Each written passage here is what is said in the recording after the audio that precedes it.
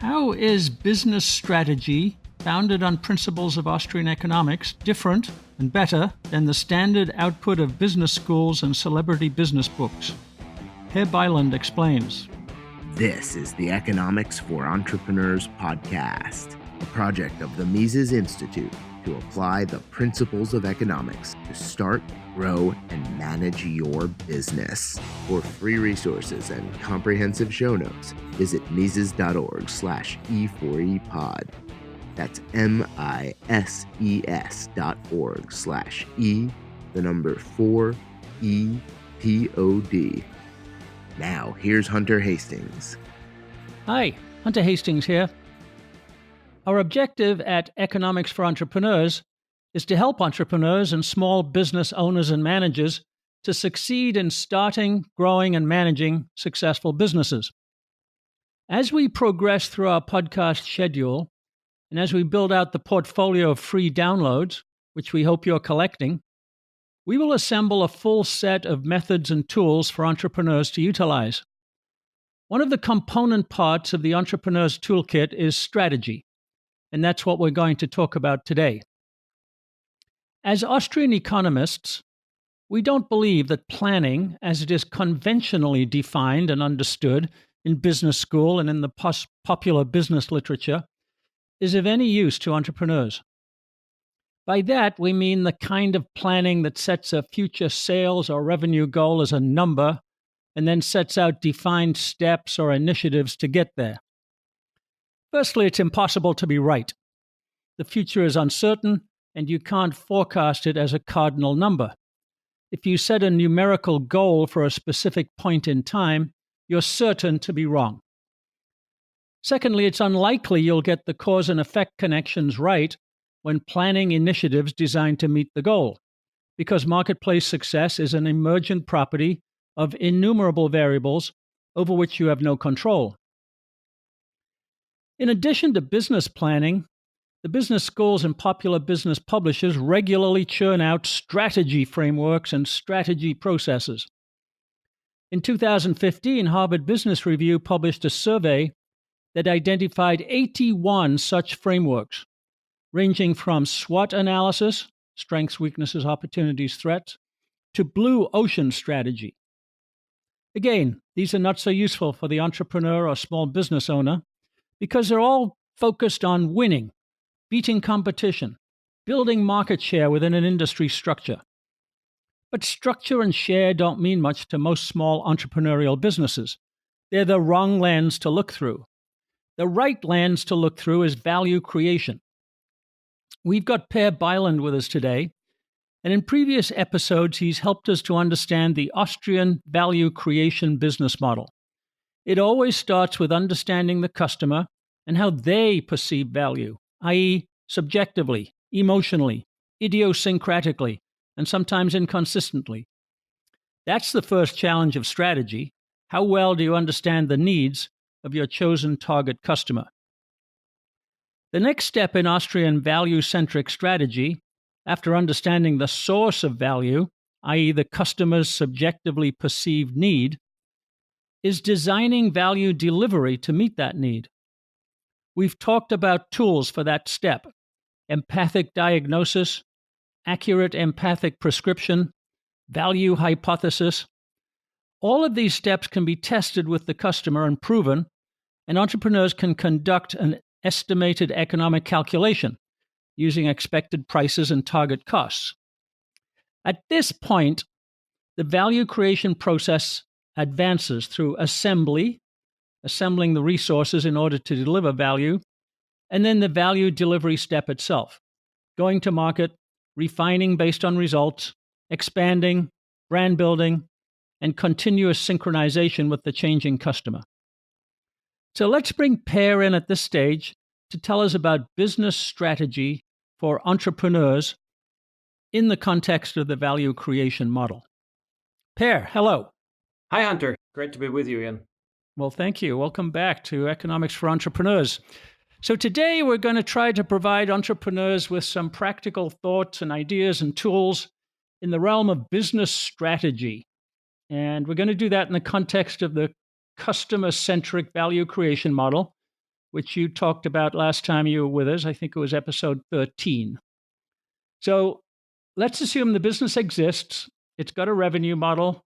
It's got some results, and the entrepreneur is aiming to grow, to expand, to improve customer loyalty, to penetrate new customers, or just generally to do better. And in the business literature, strategy is generally defined as a firm's theory about how to gain competitive advantage. But you say, hey, take a different approach. In an earlier episode, you told us the best strategy for the entrepreneur is not to think about competition, but to continuously probe their own understanding of their customers or their consumers. So the way to think about business advantage is to achieve uniqueness in the value that's facilitated for the customer. Is the entrepreneur bringing as much potential value as possible? What more might the customer want? How could more be delivered? In other words, it's an absolute question about the entrepreneur and not a comparative one about the competition. So is that a good starting point today? Did I get that right? Yes, absolutely. I think that is a very good starting point. And when we talked before, we talked about the value that an entrepreneur really facilitates for a consumer, where the consumer gets some sort of satisfaction from some enjoyment from using the product or service, and the entrepreneur is better off by offering something that consumers like a lot, and that a lot of consumers like as well. An entrepreneur, of course, starts a new business, maybe even defines a new space, a new type of market, might have an innovative product, um, breaking new ground. So it's really strange in a sense to talk about strategy for competitive advantage, where competition is usually understood in terms of your position within a well-defined industry. So you're a big retailer, or you sell transportation or something like that. So you know exactly who your competitors are. And of course, this goes back to the early 20th century with economics models, figuring out how oligopolies and markets like that function, and whether they're efficient and so forth. And it goes back also to models that I think we've mentioned before, like Porter's famous five forces model, where you're trying to find, how do I position my company or my company's products with respect to other companies' products. But it sort of assumes that all your competitors are doing pretty much exactly what you are doing, and then you need to figure out how to become the consumer's number one choice out of these almost identical goods. You can differentiate a little bit, of course, which you probably should, but the industry is already set, and it has its boundaries and everything like that.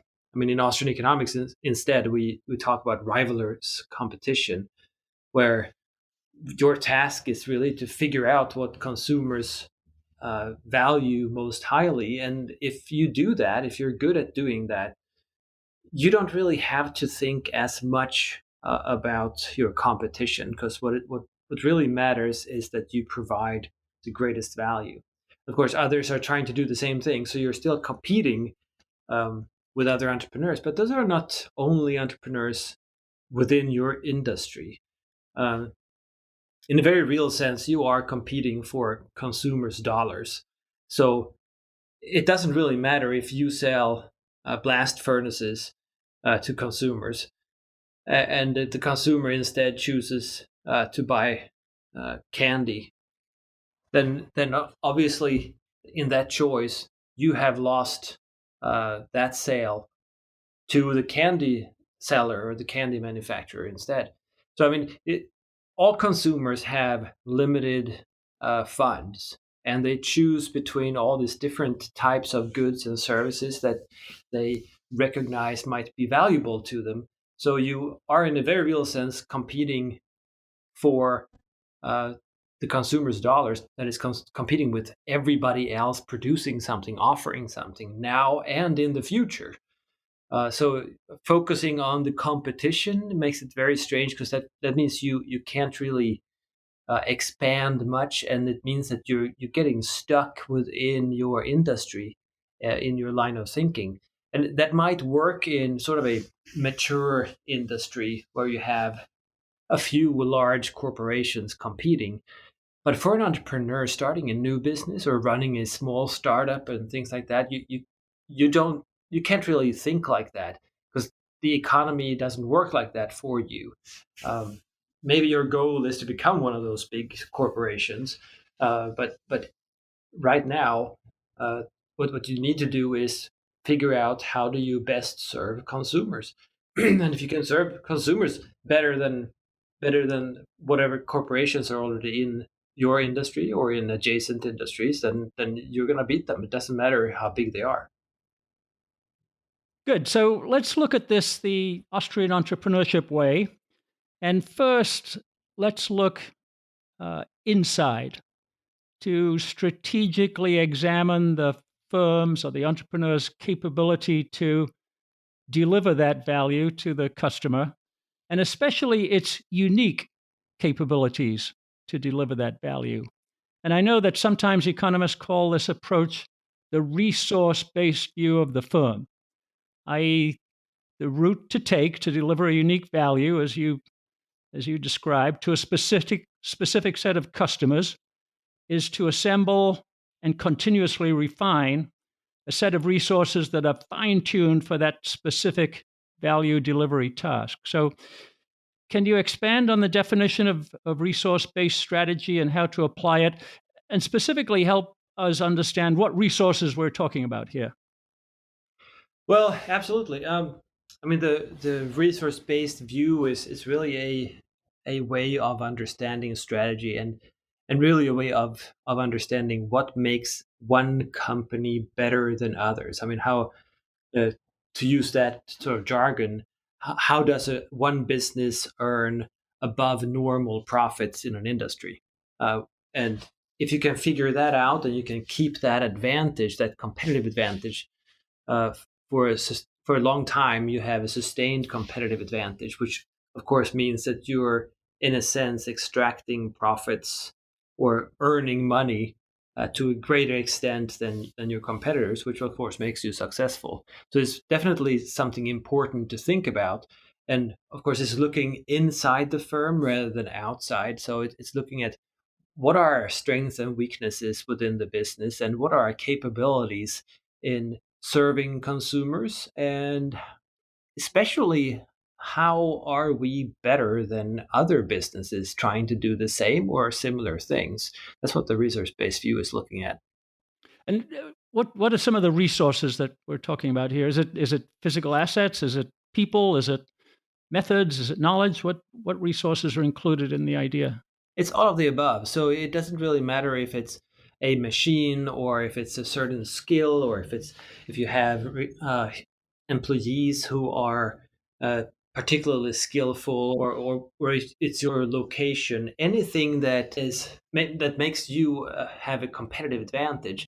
Well, hold on a second, Per, because you jumped into what you referred to as VRIN. And actually, I'm going to ask you, if you'd be patient with us, to walk through each of the letters in that acronym of VRIN so that our listeners can understand that in the context of the value-centric approach. So V, I've read in the textbook, is the question of value. Do the resources enable a firm to facilitate a meaningful value opportunity with consumers? So how should entrepreneurs look at that V, the value question?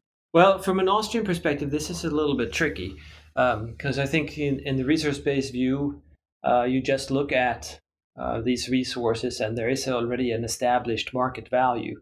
Of course, for an entrepreneur, your special, unique capabilities within your startup, in this very dynamic environment that you're in, it's not very clear exactly what the dollar price of those resources are, if they at all can be traded. Um, but what you need to look at there is really how much do they contribute to the value of consumers, and more immediately your customers. So the best way of looking at it is simply, we talked about this before, I think that you should always ask yourself, does this contribute to the value that I'm offering consumers? And of course, value on their terms. And in that sense, if we apply the resource-based view, the value of a capability, it's more valuable the more it contributes to the actual satisfaction that consumers get, the actual value that they see in the product, the reason they want that product. So, I mean, one way of illustrating this would be, for instance, Apple, where the brand itself is a very big capability for Apple, the company, simply because people trust the brand. People are willing to pay a premium to get products with that brand or buy Apple computers. They're even willing to sleep on the sidewalk for a couple of nights in order to get their hands on the next generation as soon as possible. I mean, before the next guy in line, basically. I mean, Yeah, the ultimate value test. exactly. And it's not that the smartphones made by Apple are necessarily very different. It's not that they have a different manufacturing plant. It's not that they have uh, different skills among their engineers or anything like that. It's the brand that they're selling, and of course they need to struggle and work really hard to maintain that brand and make sure that people are not dissatisfied. Because if they are, then the brand might fail, and then they lose everything. Right? So Yeah. As you were talking, I was thinking about Uber. So if you think about Uber, it's valuable to the consumer that I know where the driver is and how quickly it's going to get here. So let's put that feature into the software. It's valuable to be able to look at the map and how long it will take me to get to my destination. So let's put that resource into the software. So those seem to be ways in which, if I understand what the consumer finds valuable, I can make sure I have the right resources. In this case, features in my software. And obviously, I can't protect those forever, but maybe I can be first or I can be better in some way. absolutely. And I mean, they have things like when you open the app, it tells you how much it will likely cost and how long it will take you to get there. And those things, I mean, they as long as they are accurate or close enough, they provide value too, because that means the consumer can choose whether to do it or not, and whatnot else. But you don't add those things if they don't actually contribute to the consumer's appreciation for the product, because that is not value. Yeah, let's just pause briefly to mention that several of the strategic principles and tools we're talking about today are more fully explained in our free video, The New Logic of Entrepreneurship, and our online course titled The Austrian Entrepreneur's Journey. You can find them at learn.economicsforentrepreneurs.com. That's learn.economicsforentrepreneurs.com. And now back to our conversation. One of the things you've taught us, Per, is to think about that consumer value at 4 levels. I think you called it absolute value. Is it worth it? Relative value. Is it more valuable than direct substitutes? The next level of relative value, is it valuable relative to indirect substitutes? And some kind of time value. Do I need it now or can I wait for a while? Is that analysis useful in this V for value level? I think it is. But since we're talking about what is going on within the company, I mean, the company has already started, so you should already have thought long and hard about what is the value that you're providing to consumers. And you should also have already found the exact location, timing, and all the features and whatnot else of your product or service that your consumer values most. You should already have figured that out. Whereas the resource-based view looks at inside your business, how can you set yourself apart by sort of leveraging what you have in the business. So the value of a resource in the VRIN model, uh, is simply something that is um, that the resource that you're leveraging should be really, really valuable in terms of whatever it is you're offering to the consumer. Okay. Well, let's go through the VRIN setup here. Rarity. How should our entrepreneurs think about rarity? Resources that are scarce and hard to find. Well, this is really what you mentioned before, the uniqueness of your offering and the uniqueness of your company. And I think in startups, mostly what we're talking about is the specific composition or specific skills or the ideas of the team uh, that really starts the startup to begin with, what they have in mind to produce and how they complement each other and things like that. Those would be probably be the the first things to set this company apart. Uh, of course, an idea can be valuable and an idea can be rare too, but it doesn't really uh, tick the next box in the VRIN uh, method. There's imitability, that you should, or at least you have an advantage if you have a resource that others cannot easily imitate.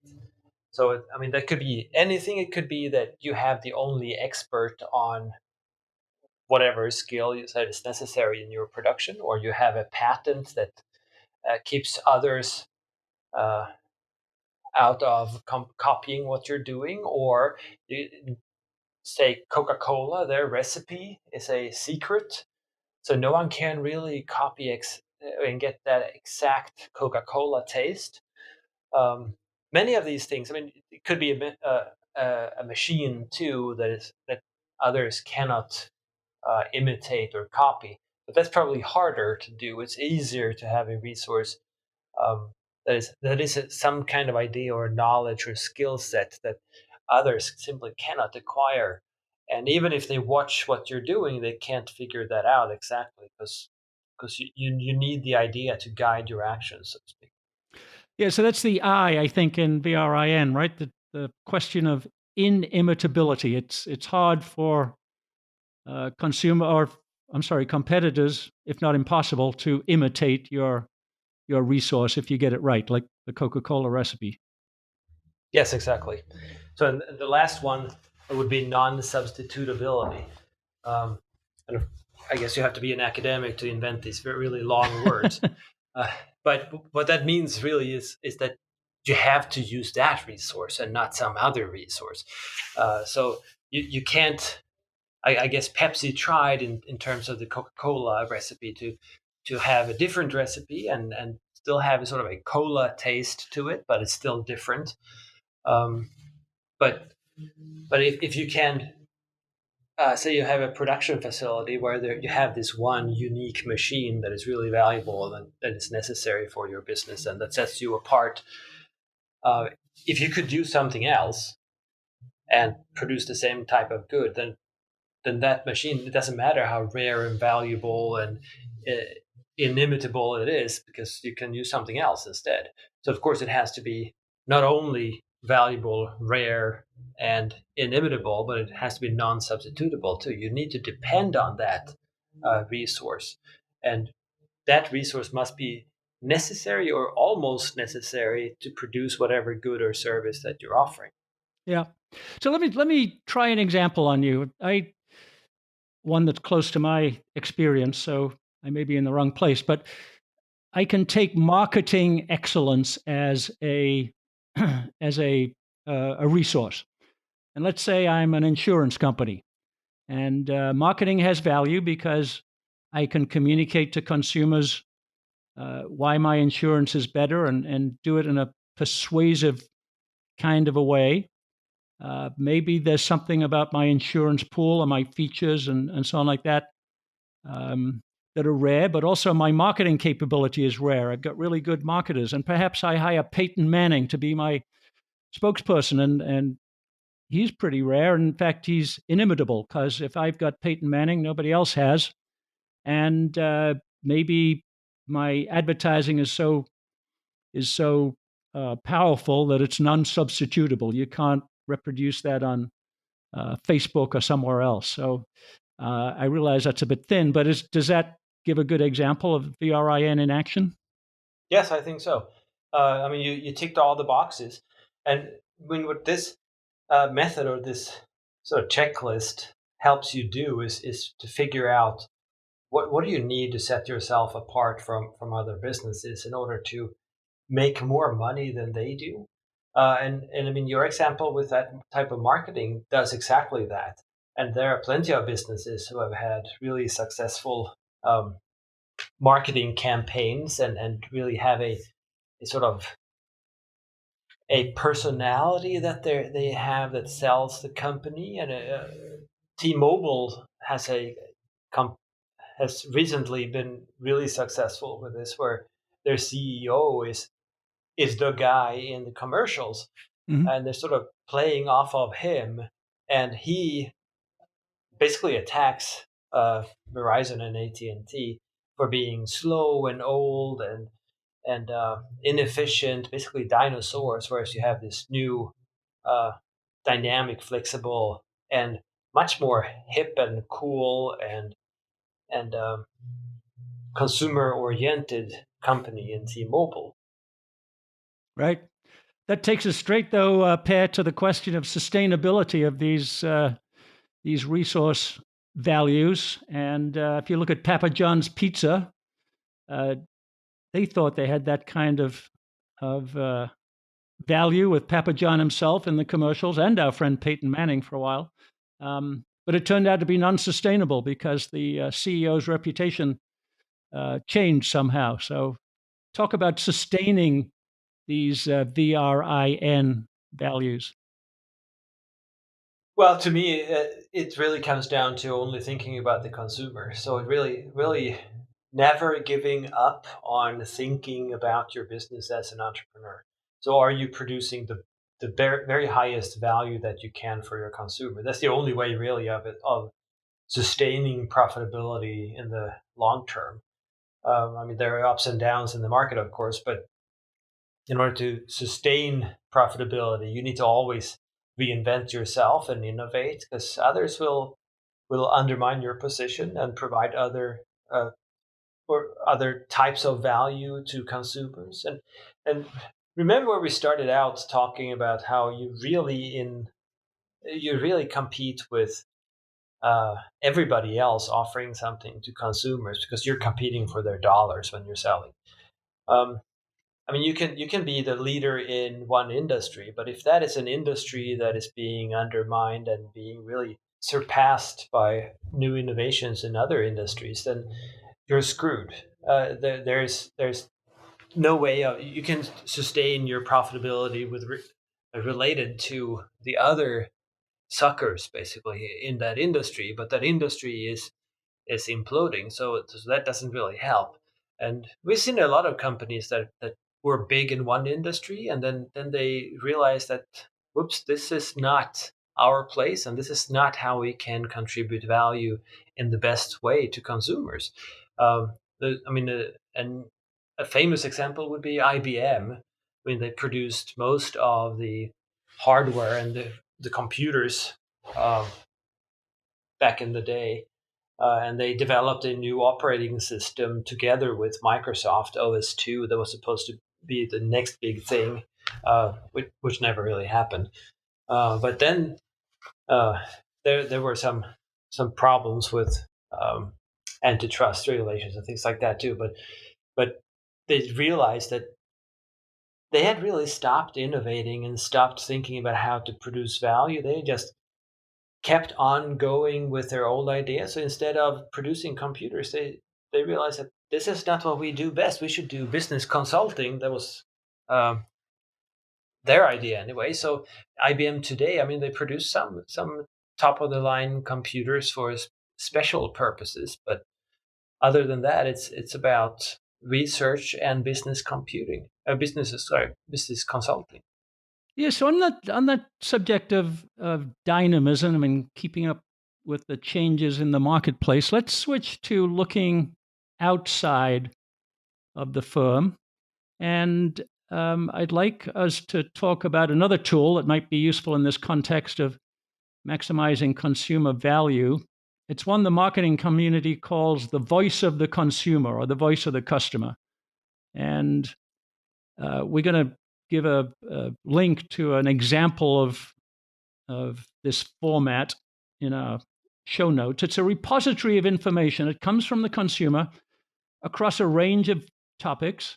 The example I'm looking at includes things like consumer hopes and fears, and consumer usage behavior, and values related to their usage. And there's a lot of other topics as well. And entrepreneurs can gather this kind of information. They might get it from the net, or they might use a web crawler, or sometime soon, artificial intelligence will give you a cognitive assistant which will bring all this information to you. So you can develop all of this information about the consumer. And then if you're constantly looking at it, looking at trends, looking at changes, you might be able to respond to those changes. So two questions for you, Per. The first is the deductive method to get insights from that kind of consumer data, which is a strength of Austrian economics, I think, the deductive method. How do you help entrepreneurs become great at deducing the need to change or the need to respond from the flow of consumer data?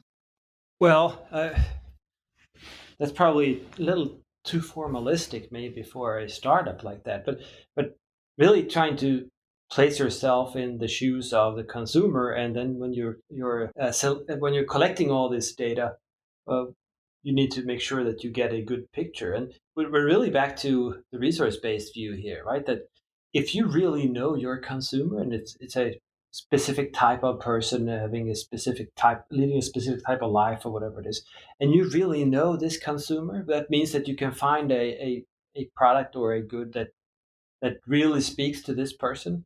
I mean, that is an awesome capability in your business that no one else has, and that's how you can stay ahead of your competition, by simply knowing the customer. Of course, that means that you really need to know the customer. And how do you do that, Per? Is that one-on-one? Are you spending time with them? Are you talking to them, or are you analyzing data, or some combination of both? How do you get to that real depth of understanding of the customer? Well, I think you need to first start by basically introspection, looking inside yourself and asking yourself, okay, well, what if you have a product already? What can this product be used for? What type of person would use it? What could they possibly use it for? And then sort of or at least draft a picture of what this consumer is like, and then think of it as a hypothesis that you get from simply thinking about it, and then go out and look at, okay, do people actually fit this image? What other thoughts do they have? And then you ask them, and you can do it both.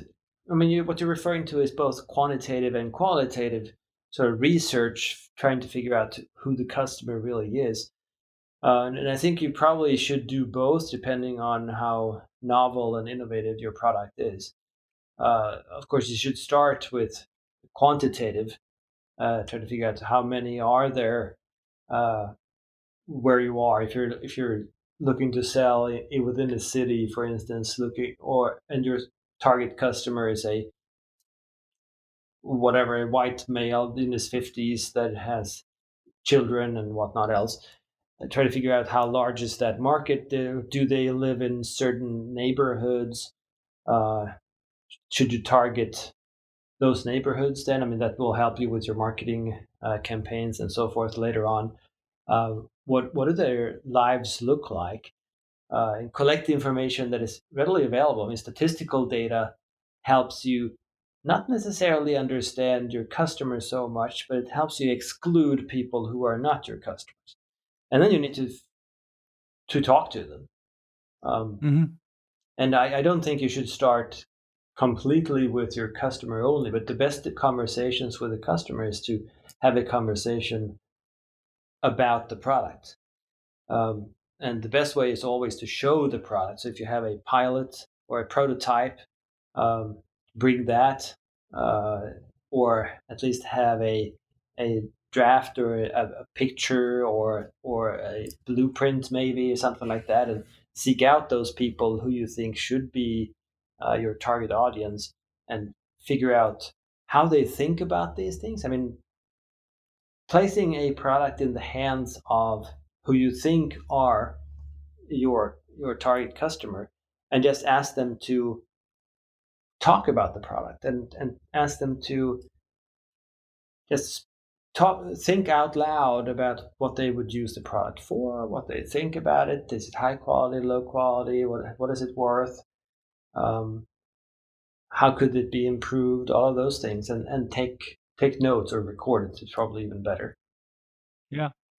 That's the old IDEO method, IDEO, which is a big design firm in Silicon Valley, although they design for other industries too. And their point of view was get anything you can into the hands of the prospective customer. It doesn't matter how crude it is, how badly functioning it is, but just get it in their hands, because then they can tell you what is wrong with it or what it needs, or what would be interesting to them. And then you can quickly iterate from that. And I that's kind of where the whole minimum viable product idea came Exactly, and the from. sooner So you do it, the less money you have wasted on it if it's wrong, and it probably is wrong.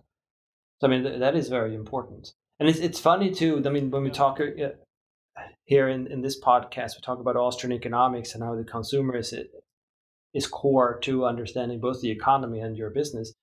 I mean, Austrian economics fits very well with entrepreneurship, and it fits very well with marketing and things like that, but doesn't really have any formalistic models or mathematical equations or anything like that. And of course, those don't actually help entrepreneurs either. So whenever we talk about these methods or these tools that entrepreneurs can use, those do not exist in economics and can't even be derived from economics models usually. right. I I found also in marketing practice that deep, rich, especially emotional information that you can get from consumers in conversations is far more useful than statistics and quantitative data. I agree that you need that for market sizing and those kinds of things. But if you can become expert in getting customers to talk to you or prospective customers and mining that deep, rich emotional data, that I would say is a resource that is really useful. Absolutely. I mean, the most important skill within a any business is sales, Hmm. and and that is exactly what you're doing. I mean, you need to know who you're selling to before you can actually sell. So let's go that next step. Let's say I'm good at gathering that information from customers, and you said I I can take that and I can develop a prototype or an idea or a concept I can bring back to them. Should entrepreneurs do that directly, or is there some kind of intermediate step? Like, there are creative workshops and there are methods for uh, developing ideas for new products and things like that. Do you need an intermediate step, or does the resourceful entrepreneur go straight from talking to the customer to inventing an idea?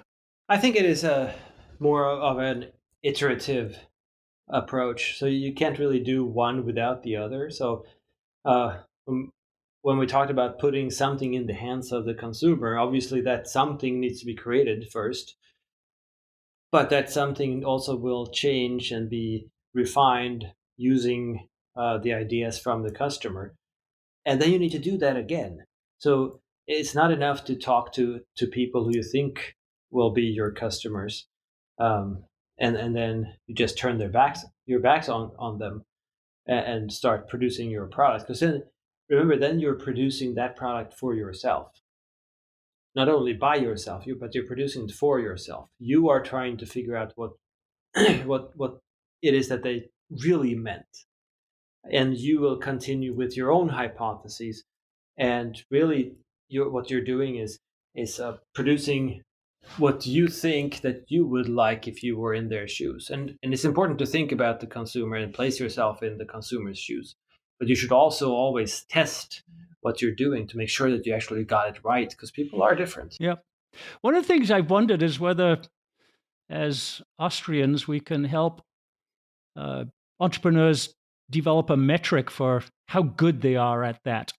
What the value creation dashboard with some kind of qualitative metric about how good they are at value creation. I couldn't come up with an idea. I was thinking of Net Promoter Score, which is a number, but it's a measure of how much satisfaction a customer has, so much that they recommend your company to others, and you can trend that over time, and you can differentiate it versus other companies, and you can correlate it with financial results. I haven't come up with a better measure. Do you have any thoughts about how our entrepreneurs can measure their resourcefulness at value creation? Not really. I mean, the obvious one would be simply, are you making a profit or not? Because that means that you are providing value to consumers, and they are willing to pay a price that covers your costs. I mean, in the long term, that is the only way really of figuring out whether you're doing something right. That is, you're earning a profit. Right. No, I understand that, and I think obviously you've got to do that. You were talking earlier about the Apple brand, and there are metrics about brand relationships. How much do you love a brand? Uh, how much do you prefer it over others? Those kinds of things might be in the direction of a qualitative measure of value creation. What do you think? I think that is a great idea, and I think companies and startups should survey their customers more often. It's very difficult. I mean, it's time consuming and costly to do this. It's also really, you're annoying your customers. That's what you're doing. So you can't do it too much, and you also cannot do it sort of in a scientific style or in a scientific manner, and sort of rent or buy data from one of those companies, because that's not really your target audience. You want to know, did we actually satisfy uh, our own customers in a good way? Did they feel that they were taken care of? I mean, we already do a lot of this in terms of customer support and things like that. I mean, nowadays you can hardly call a company without them having a brief survey after the call.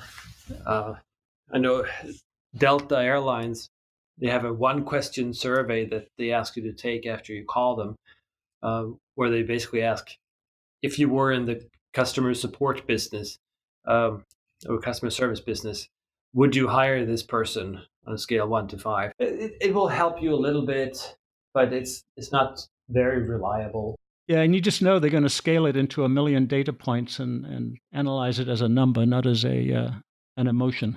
Exactly, and I mean, they're playing with assumptions, like the law of large numbers, and they're hoping that, well, with enough data, then all the errors and the biases will simply be balanced out. And I don't think that is necessarily true. And of course, the scale 1 to 5, that people interpret that differently. And I think most people who call Delta Airlines, they've never run a customer service organization. So they don't really know what it means to hire that someone. So it's a little silly in a sense, right? But I mean, it does give them some insight, and it's probably a lot better than what they did before exclusively, which was simply say, oh, how many customers do you serve in 1 hour? Right. The metrics have improved a little bit.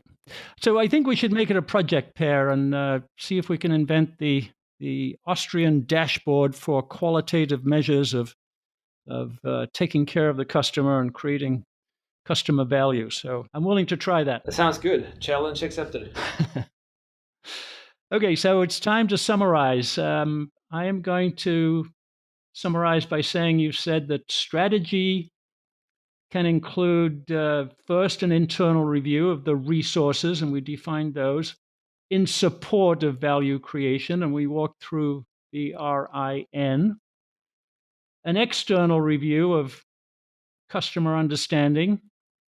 I talked about the voice of the customer, although you thought it was a little bit formalistic for developing data, and you thought just knowing the customer, talking to them, and so on is a good way to do that.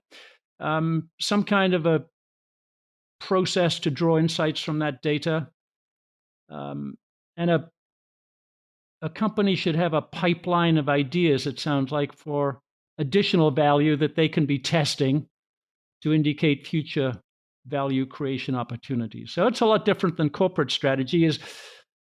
Is that a good summary? And please tell our entrepreneurs how you would summarize strategy for them. Oh yes, I think that is a good summary. You always have very good summaries of our conversations. I think one thing that we might emphasize a little more is to be open-minded and really try to understand and empathize with the consumer. So very often we have a very hard time expressing what we actually mean and what we feel.